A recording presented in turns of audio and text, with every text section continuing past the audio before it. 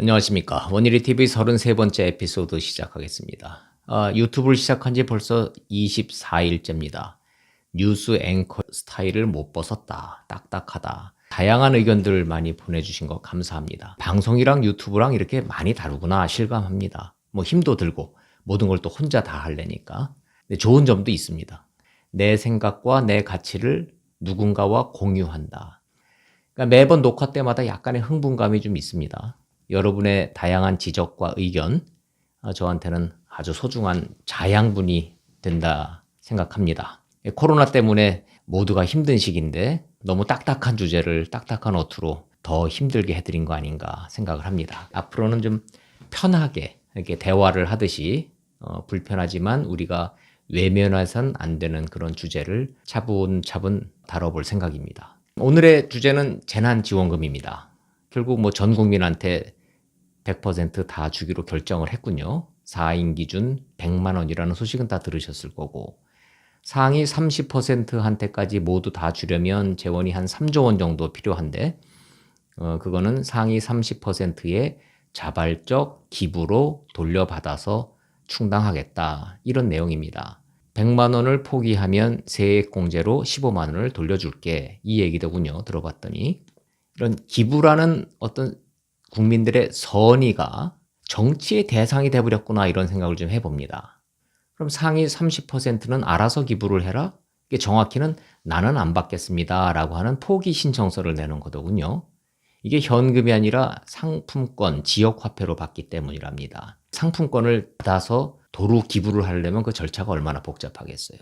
안 받는 걸 어떻게 기부금 처리한다는 얘기지 이렇게 생각하신다면 그것도 걱정하지 마시라. 국세청에서 다 알아서 계산해 줍니다. 이렇게 얘기를 합니다. 이 뉴스를 접하면서 제가 이런 생각이 들었습니다. 대한민국 국민들이 또 둘로 쪼개졌구나. 이번에는 30대 70으로. 그 중에 30%, 상위 30%는 또 둘로 쪼개졌습니다. 기부를 하면 착한 30%, 안 하면 나쁜 30%. 그러니까 공무원 100만 명, 기부 동참 권유한다는데 기부하면 착한 공무원, 안 하면 나쁜 공무원 됩니다. 이러니까 이제 관제 기부냐 이런 소리도 벌써 나오고 있죠. 뭐 착한 임대인 운동도 뭐 마찬가지 아닐까요? 임대료를 낮춰주면 착한 임대인, 다 받으면 나쁜 임대인. 이게 좋은 국민, 나쁜 국민 이런 편가르기 정책 이게 이제 민주당 정권의 키워드가 돼버렸습니다. 사실은 과거 노무현 정권도 그랬어요. 노무현 대통령 개인적으로는 인간 냄새 풀 나는 그 푸근한 모습. 근데 전 인간 노무현이 아니라 모든 국민의 대통령이었던 노무현을 이렇게 기억합니다. 이 발언이요. 난 강남 사람하곤 차 한 잔 안 마실랍니다. 강남과 강북을 나누고 부자와 가난한 자를 나누고 서울과 지방이 갈리고 수도권, 비수도권 이런 얘기들 나왔습니다. 키워드는 편가르기였죠. 더불어민주당의 국민 편가르기는 더 강화된 느낌을 받습니다. 지난 3년 동안의 경제정책을 보면 최저임금, 주 52시간 근무, 가난한 국민의 편을 들어주는 착한 정부 컨셉. 그런데 최저임금 과속해서 결과는 어땠는지, 주 52시간 밀어붙여서 기업들은 어떻게 됐는지, 일자리는 어떻게 됐는지, 지난 3년 동안의 경제 성적표를 보면 결과는 그대로 나와 있는 거죠. 전 국민한테 100만 원 나눠주고 상위 30%한테는 기부로 돌려받겠다. 기부에 동참을 안 해?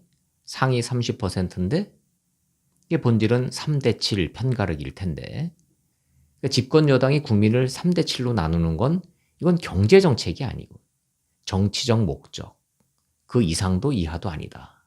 전 이렇게 규정하고 싶습니다. 이게 민주당 정권은 선거 공약이었다. 표를 위해선 어떤 무리수든 둬야 되겠다. 이 입장에서 한 발짝도 안 움직이는 것 같습니다. 약자 편드는 착한 정부 코스프레. 이거 잘못하면요. 계속 가면 이게 대문에 페인트 칠만 벗겨지는 게 아니라 집안의 기둥뿌리가 송두리째 흔들리는 지름길입니다. 이게 뭐 자유시장 경제 하자 이러면 보편복지 반대하는구나. 수구 보수구나. 이런 억지 논리로 또 반박들을 합니다. 자유시장 경제 꽃 피우면서도 약자를 위한 사회 안전망을 확대한 나라 찾아보면 많아요. 상위 30%. 그들이 부자인지 중산층인지 개념은 애매모호하지만 일단 모두 심정은 찜찜할 겁니다. 100만 공무원 기부 동참 안 하면 불이익 걱정할 것 같고 해도 찜찜 안 해도 찜찜 심정들이 다 그럴 거예요. 그럼 이 정책이 제한적이나마 효과가 있을 거다.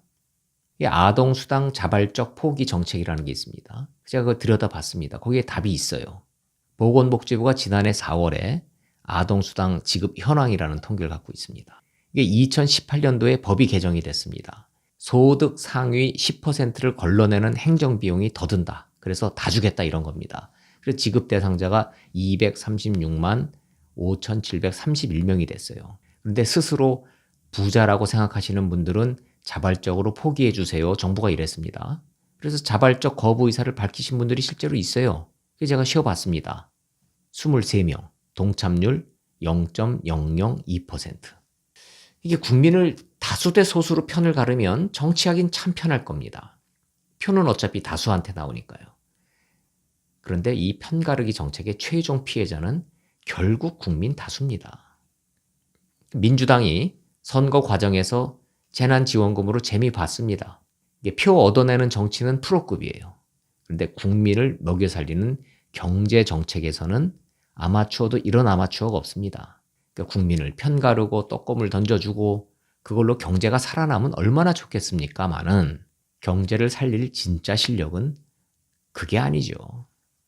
그러니까 상위 30%한테 100만 원씩 주는 그 3조 원, 그 돈이면 더 어려운 사람 더 도와주고 기업과 금융으로 불길이 번지지 않도록 효율적으로 우선순위를 정해서 쓰자. 그게 그렇게 무리한 요구고 그렇게 수용하기 힘든 지적입니까? 저는 그걸 되묻고 싶습니다. 우리는 착한 정권이다. 전 국민한테 다 주겠다 약속했다. 그걸로 표 얻었다. 그러니 지키겠다. 국채 발행 필요하면 하겠다. 재원 마련 뒷감당 안 돼? 상위 30%한테 기부 형식으로 되돌려 받겠다. 그런데 선거를 압승한 정권이 그 어떤 미사역으로 포장을 해도 국민을 편가르는 정책으론 무너진 경제 회복 못합니다. 원일이 TV의 33번째 이야기 마치겠습니다. 고맙습니다.